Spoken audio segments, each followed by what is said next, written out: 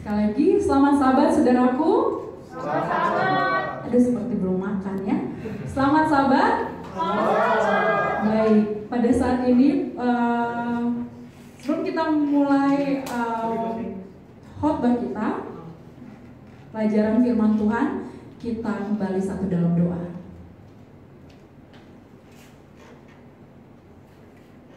Kami tahu Tuhan, kami adalah manusia berdosa. Pengetahuan kami terbatas. Tetapi kasih-Mu tidak pernah terbatas bagi kami ya Tuhan. Kiranya Engkau mengurapi telinga kami, supaya kami mendengar, mengurapi hati kami, supaya kami mau bertobat, mengurapi segala pikiran kami, supaya kami mau untuk melakukan hal-hal yang benar. Di dalam nama Kristus kami berdoa dan mengucap syukur. Amin. Baik, pada saat ini saya tidak akan menggunakan slide. Jadi, saudara-saudara semua diharapkan untuk memegang Alkitabnya masing-masing. Boleh saya lihat saudara-saudara memegang Alkitabnya masing-masing? Oke. Kita akan belajar dari buku Ibrani pasal yang ke-11.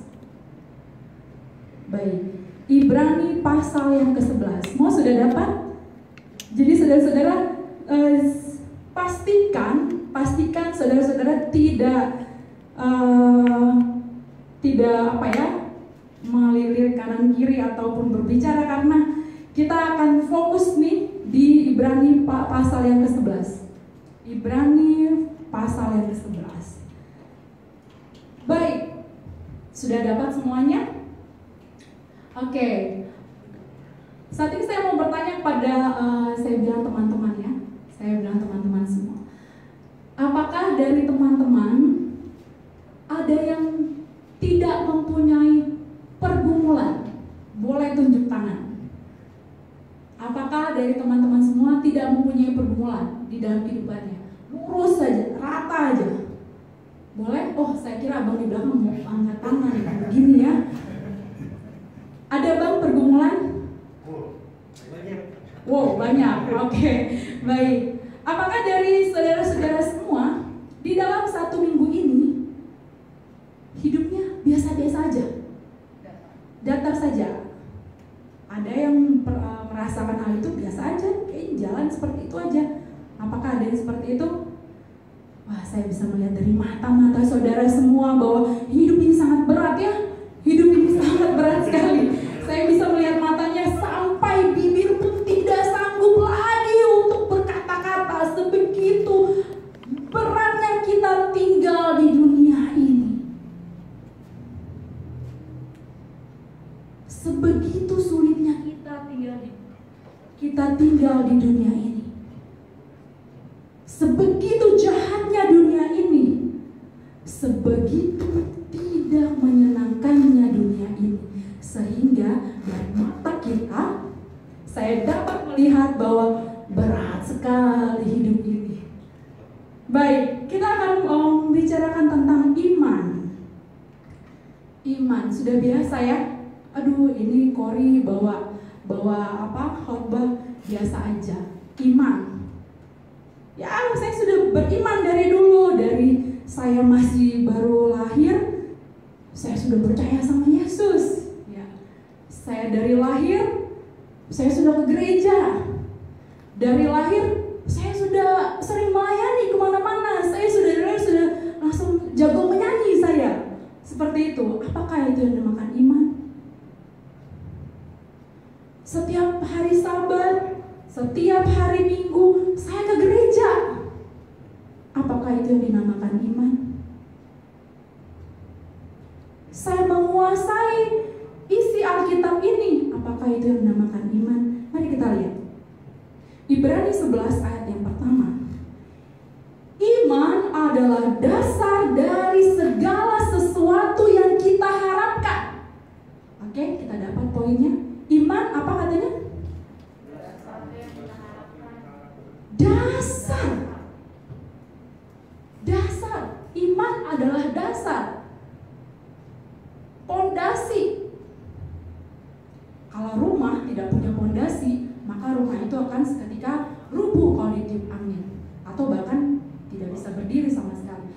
Iman itu dasar. Ketika teman saya Yuun ada di sini, dia harus berdiri dengan iman. Dari segala sesuatu yang kita harapkan. Apakah dari kita di sini, abang, kakak, adik, teman semua, apakah di sini tidak punya pengharapan?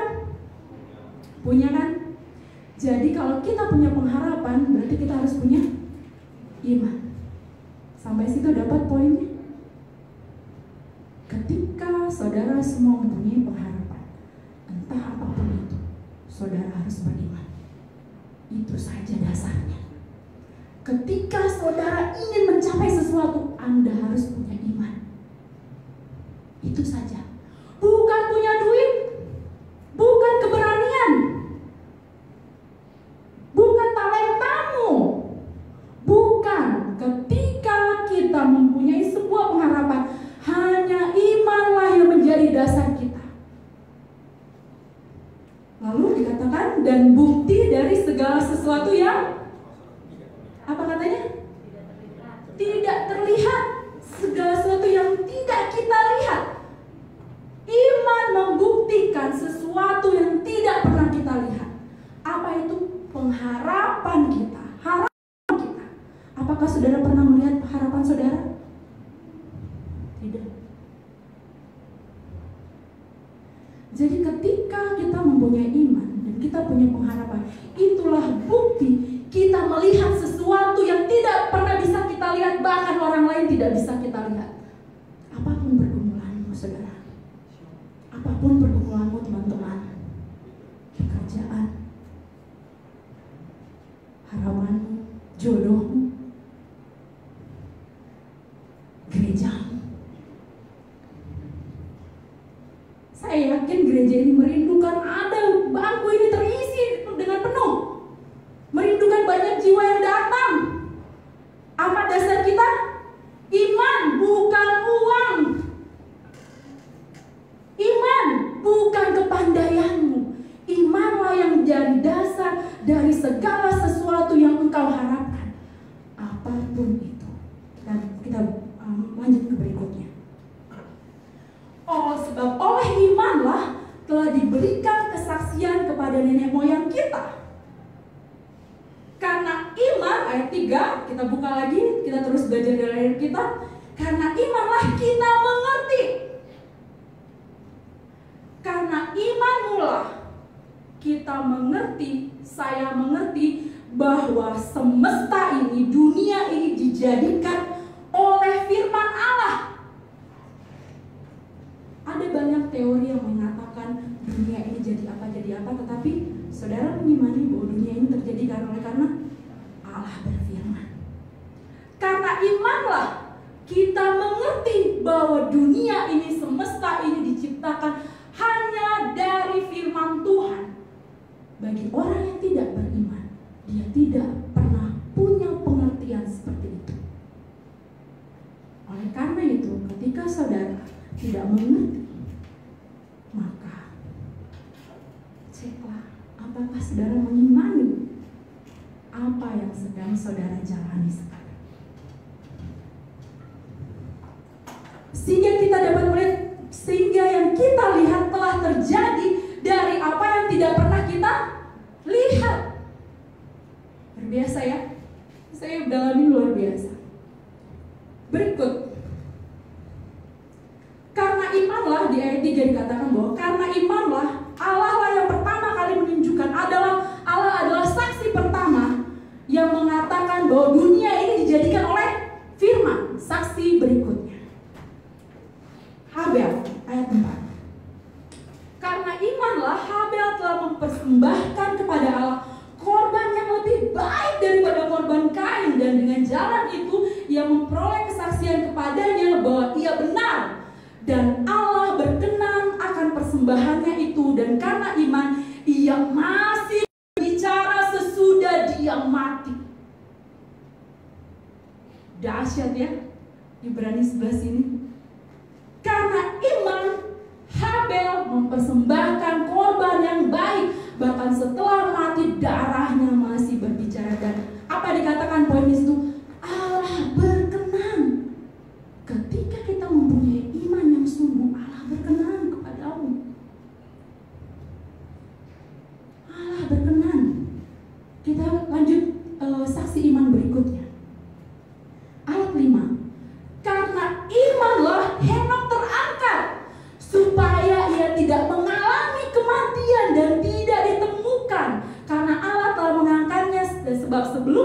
terangkat, ia memperoleh kesaksian bahwa ia berkenan kepada Allah.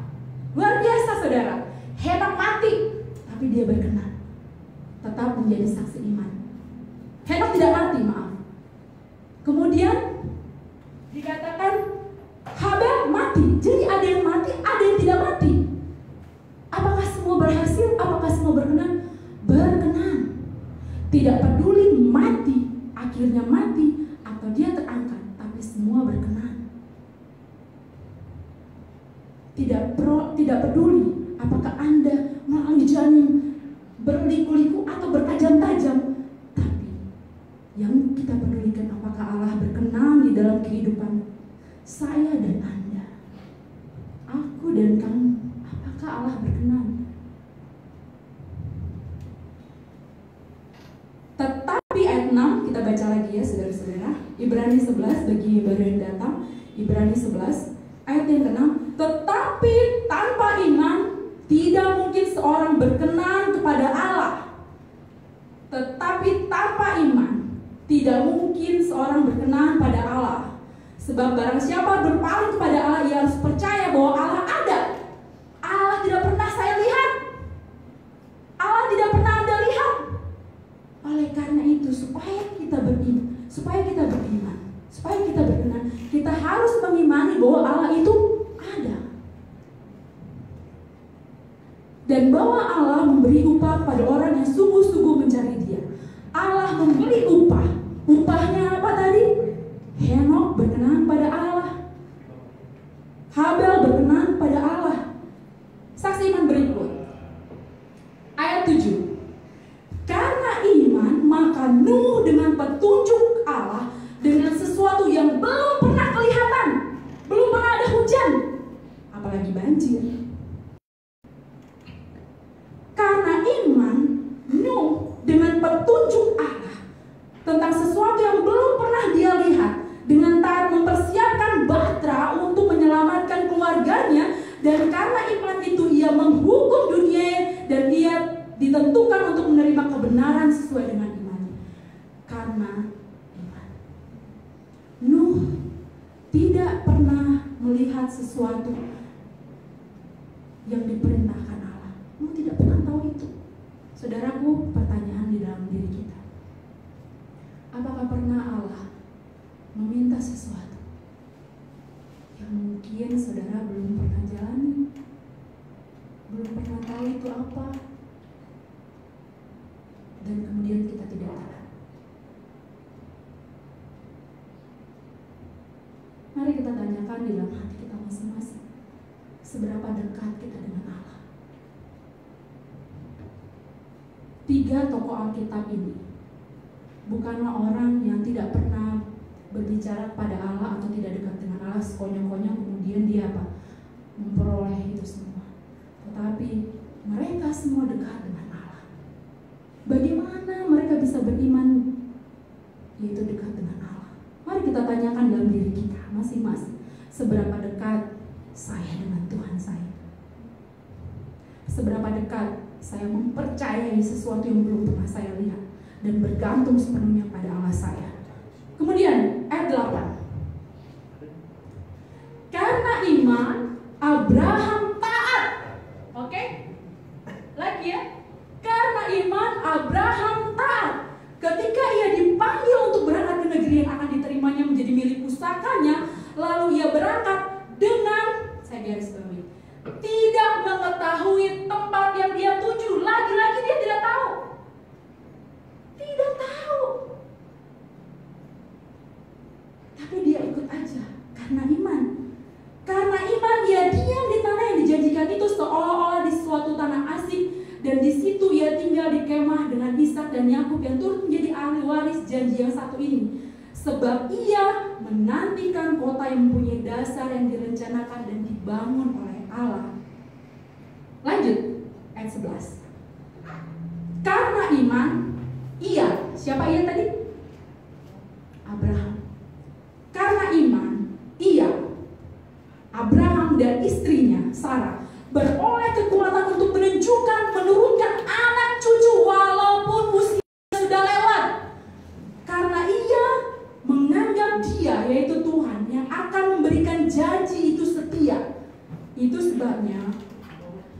dari satu orang, malahan dari orang. Coba kita lihat ya. Ini luar biasa nih saudara. Ibrani 11 ayat 12. Itu sebabnya maka dari satu orang, malahan orang yang telah mati pucuk, yang udah mati, yang udah haidnya, maaf kata, sudah menopause, malahan dari orang yang sudah mati pucuk terpancar keturunan yang besar seperti bintang di langit dan seperti pasir di tepi laut yang tidak terhitung banyaknya. Malahan dari orang yang tidak dianggap apa-apa, yang sudah mati pucuk, terpancar sebuah keturunan yang besar. Apakah saudara merasa sekarang saya sudah tua, saya nggak akan bisa buat apa-apa? Gereja saya kecil, saya nggak akan bisa buat apa-apa. Saya sudah tidak berdaya. Saudaraku, ingatlah Abraham dan Sarah, dari seorang yang mati pucuk di ayat 12, terpancar sebuah keturunan yang besar. Allah sanggup membuka sesuatu yang tidak mungkin di dalam pikiran manusia untuk menjadi sesuatu yang luar biasa. Percaya saja. Kita lanjut. Dalam iman mereka semua ini telah mati sebagai orang-orang, ayat 13 ya, yang tidak memperoleh. Waduh, ini dia. Dalam iman mereka semua ini telah mati sebagai orang-orang yang tidak memperoleh apa yang dijanjikan itu, tetapi hanya dari jauh melihatnya dan melambai-lambai kepadanya dan mengakui bahwa mereka adalah orang asing dan pendatang di bumi ini. Sebab mereka yang berkata demikian menyatakan bahwa mereka dengan rindu mencari suatu tanah air. Dan kalau sekiranya dalam hal itu mereka ingat akan tanah asal yang mereka tinggalkan, maka mereka cukup mempunyai kesempatan untuk pulang ke situ. Tetapi sekarang mereka merindukan tanah air yang lebih baik, yaitu suatu tanah air sorgawi. Sebab itu Allah tidak malu disebut Allah mereka, karena Ia telah mempersiapkan sebuah kota bagi mereka. Apakah Abraham dan Sarah melihat keturunan yang banyak itu? Tidak. Abraham dan Sarah tidak pernah melihat janji Allah itu. Tetapi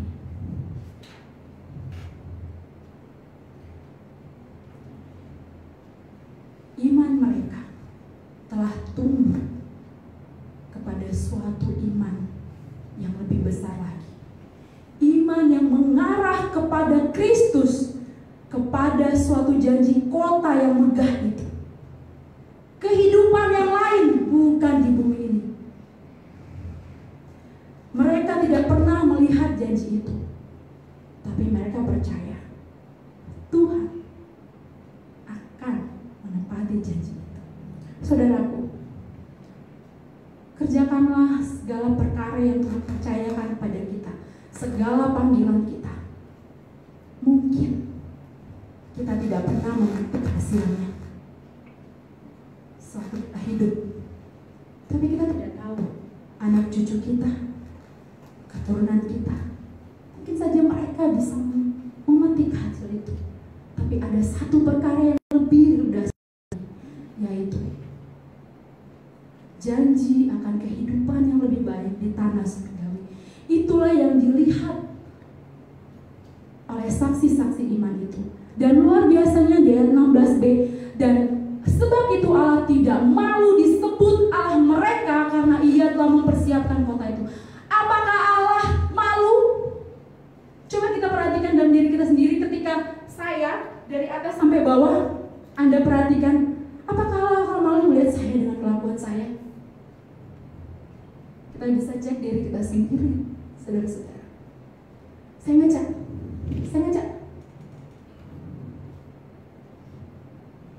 Saya dengan melihat diri saya sendiri, saya ini malu nggak? Apakah Tuhan malu melihat saya? Tetapi saudaraku, iman yang kekal, iman yang teguh itu, iman di dalam saksi-saksi iman yang telah dicatat di Ibrani 11 ini menyatakan bahwa Allah tidak malu disebut Allah mereka. Lanjut. Karena iman, maka Abraham tak kala ia dicobai 19. Karena ia berpikir bahwa Allah berkuasa membangkitkan orang-orang sekalipun dari antara orang mati, dan dari sana ia seakan-akan telah menerimanya kembali. Mari kita tanyakan lagi ke dalam diri kita. Apakah Tuhan minta sesuatu yang Dia beri, yang sudah lama-lama kita nantikan, kemudian Dia memintanya kembali? Dan apakah kita mau menyerahkan hal itu kepada Tuhan? Tuhan, saya sudah lama memimpikan bekerja di perusahaan besar ini. Tadinya nggak kena hari Sabat, tapi setelah beberapa tahun saya sudah naik jabatan, saya dituntut untuk bekerja di hari Sabat walaupun setengah hari. Bayangkan saudara-saudara, Anda sudah memimpikan bekerja di perusahaan besar dan kemudian bekerja bertahun-tahun dengan giat, tapi tidak pernah kena Sabat, dan satu kali kita dipaksa untuk meninggalkan Tuhan atau tetap mau bekerja di situ, dan itu pasti akan terjadi. Itu pasti akan terjadi, saudara-saudara. Ada masa di mana kita akan diminta untuk meninggalkan sesuatu yang kita sayangi hanya untuk Tuhan. Apakah saudara siap untuk meninggalkan itu? Saya pernah berpikir seperti ini. Saya sedang mencicil rumah. Kemudian karena saya belum menikah, berarti saya berpikir, oh ya berarti cicilan ini saya dong yang nanggung ya. Tapi saya berpikir seperti ini. Tuhan, andai kata sebentar lagi masa kepicikan itu akan datang, berarti nanti saya akan diminta untuk apa? Untuk menyangkal iman saya dengan bekerja. Kemudian saya berpikir, kalau saya nggak kerja, rumah saya nanti siapa yang nyicil ya? Logis bukan? Logis ya? Kalau saya nggak bekerja, nanti anak saya makan apa?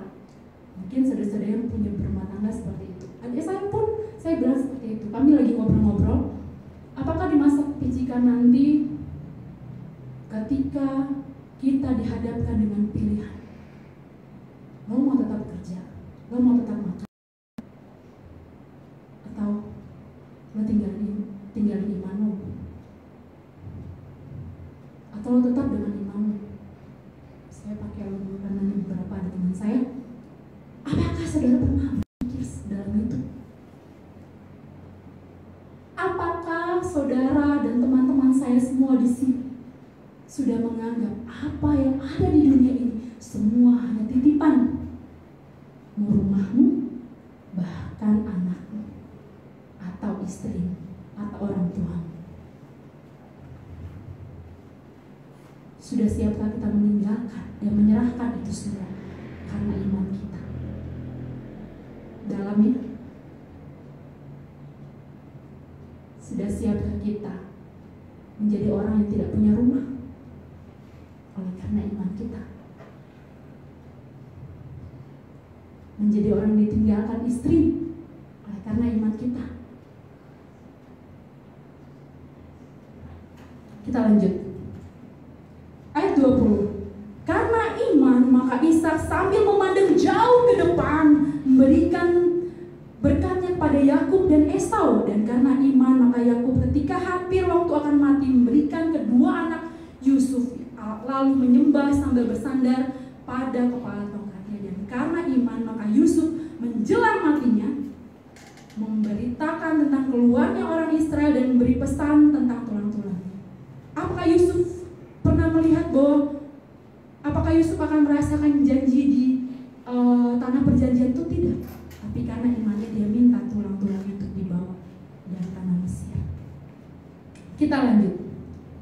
Itu berlalu. Karena iman maka Musa setelah dia disembunyikan selama 3 bulan oleh orang tuanya. Karena iman maka Musa setelah dewasa menolak disebut anak putri Firaun. Dan karena iman maka ia telah meninggalkan Mesir dengan tidak takut dengan murka Dan ia bertahan sama seperti ia melihat apa yang tidak kelihatan. Karena iman maka ia mengadakan Paskah dan pemercikan darah, supaya pembinasaan anak-anak sulung jangan menyentuh mereka. Karena iman maka mereka telah melintasi Laut Merah, sama seperti melintasi tanah kering. Oh, saya suka sekali cerita ini.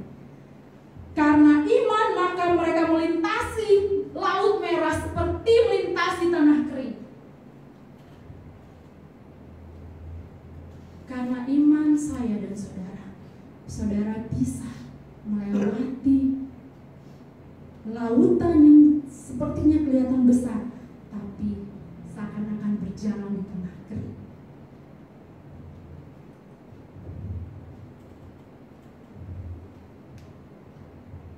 Karena iman, ayat 30, maka runtuhlah tembok Yeriko setelah kota itu dikelilingi 7 hari lamanya. Dan karena iman Rahab perempuan sundal itu tidak turut binasa bersama dengan orang-orang. Bacaan bersautan kita, saya akan bacakan. Dan apakah lagi yang harus aku sebut? Sebab kita sekarang ini kekurangan waktu. Apabila aku hendak menceritakan siapa? Gideon, Barak, Simpson, Yefta, Daud, dan Samuel, dan seluruh para nabi yang karena iman telah menaklukkan kerajaan-kerajaan, mengamalkan kebenaran, memperoleh apa yang dijanjikan, menutup mulut singa-singa, memadamkan api yang dahsyat, dan mereka telah luput dari mata pedang, telah beroleh kekuatan di dalam kelemahan. Beroleh kekuatan di dalam kelemahan, telah menjadi kuat di dalam peperangan hidup mereka, dan telah memukul mundur pasukan-pasukan tentara asing. Ibu-ibu telah menerima kembali orang-orang yang telah mati sebab dibangkitkan, tetapi orang-orang lain membiarkan dirinya disiksa dan tidak mau menerima pembebasan supaya mereka beroleh kebangkitan yang lebih baik. Ada yang diejek di ayat 36, ada yang diejek, didera, bahkan dibelenggu dan dipenjarakan. Ada juga yang dilempar. Dahsyat ini. Ada yang digergaji, dibunuh dengan pedang. Mereka mengembara dengan berpakaian kulit domba dan kulit kambing sambil menderita kekurangan, kesesakan, dan siksaan. Enak-enak? Gak ada yang enak ya? Tadi ya? Enak-enak? Gak enak. Ayat 38. Dunia ini tidak layak bagi mereka. Kita ganti kata mereka dengan kita. Dunia ini tidak layak untuk kita, saya dan saudara. Kita sedang mengembara di padang gurun, di pegunungan, dalam gua-gua dan celah-celah gunung. Dan kita semua mungkin saja tidak bisa melihat apa yang kita harapkan itu. Tetapi sekalipun itu, iman kita menunjukkan jalan bahwa suatu hari nanti ada sebuah kota yang baik untuk kita tempati, di mana tidak ada kesedihan, tidak ada air mata, dan tidak ada beban kehidupan.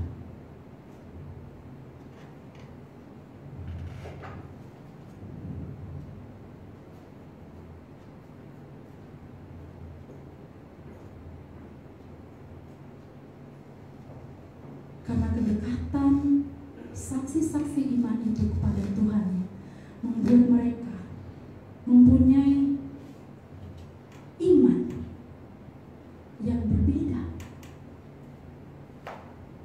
Iman mereka telah menangkap janji Allah sedemikian rupa sehingga janji itu tidak dilihat dari kacamata dunia, tetapi dari kacamata surga.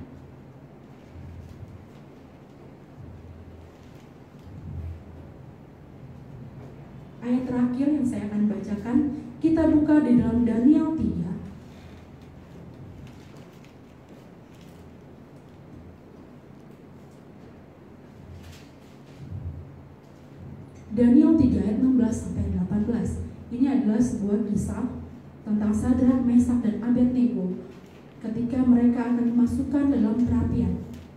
Ini sebuah ayat kesukaan, salah satu kesukaan saya. Lalu Sadrak, Mesak, dan Abednego menjawab Raja Nebukadnezar, tidak ada gunanya kami memberi jawab pada tuanku di dalam hal ini. Jika Allah yang kami puja sanggup melepaskan kami, maka Dia akan melepaskan kami dari perapian yang menyala-nyala itu dan dari dalam tanganmu ya Raja. Tetapi seandainya tidak, hendaklah Tuhanku mengetahui ya Raja, bahwa kami tidak akan memuja dewa tuanku dan tidak akan menyembah patung emas yang tuanku dirikan. Allah sanggup untuk memberikan segala kerinduanmu dan kerinduan saya. Tapi jika pun tidak, saya akan tetap menyembah Allah saya. Karena iman saya dibentuk sedemikian rupa dengan melihat dari kacamata surgawi bahwa ada suatu tempat yang lebih layak untuk kita. Karena dunia ini tidak pernah layak untuk kita. Tuhan tidak pernah menjanjikan jalan itu selalu rata. Dia tidak pernah menjanjikan hidup ini tanpa halangan. Tetapi Dia berjanji akan selalu berjalan bersama dengan kita. Seberat apapun kehidupan kita, pergumulan kita, seberat apapun orang lain mengejek kita, biarlah kita tetap di dalam iman kita. Dan lagu yang akan kami bawakan berjudul Dengan Iman. Dan biarlah ini dapat menjadi kemuliaan bagi Tuhan dan mengangkat iman kita. Lebih lagi dengan memakai kacamata surgawi, bukan kacamata duniawi, supaya kita tetap di dalam iman kita. Seberapapun dahsyat badai hidup yang sedang menerpa kita, Tuhan berkati kita dengan iman. Amin.